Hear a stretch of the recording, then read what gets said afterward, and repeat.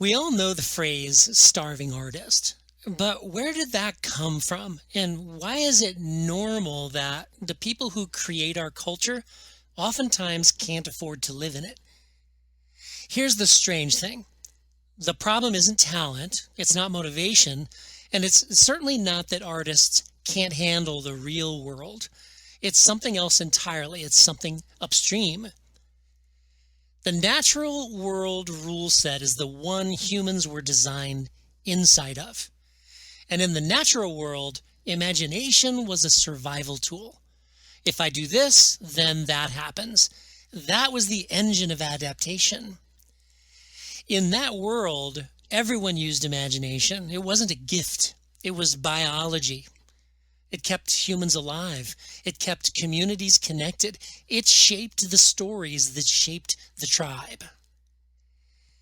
But then in the blink of innovation, civilization replaced natural law with human-made rules based on productivity, hierarchy, speed, and output.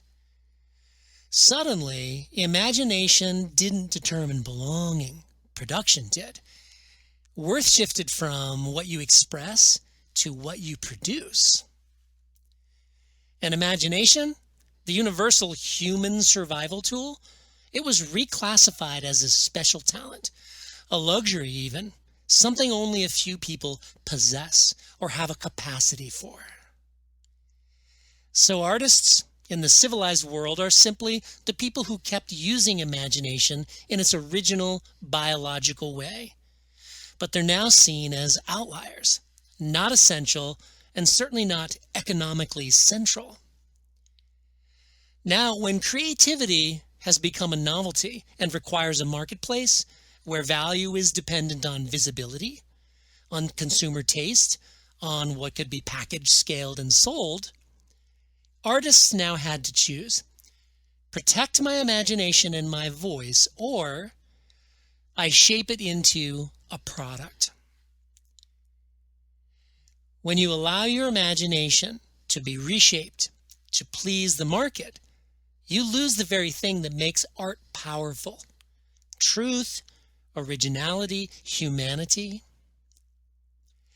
And when you, the artist, refuses to bend your imagination toward what sells, your work doesn't meet the market's expectations, because the market and civilization itself rewards what reflects itself, not what reveals it.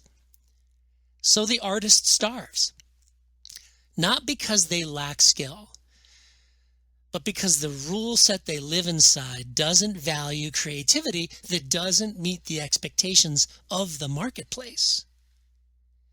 Artists aren't just starving as individuals. They're starving as a class, because civilization is built on the wrong metric: output over imagination. And here's the part we never talk about. When artists starve, civilization starves with them. We lose wisdom, we lose possibility, we lose perspective. Because when art depends on the market, art becomes a mirror instead of a lantern. It reflects the problem instead of illuminating the way through it. The result is that life begins to imitate art. Culture imitates that reflected version of itself, reinforcing the very struggles that made the artist starve in the first place. So this is a civilizational crisis, not an artistic one. It's revealing the consequence of when a natural human capacity has no natural place inside an unnatural rule set. Artists don't need to change. The rule set does. Because imagination is not optional. It's how a species adapts and eventually, hopefully, even evolves. So the next time you hear starving artist, remember, the artist isn't the problem. The rule set is.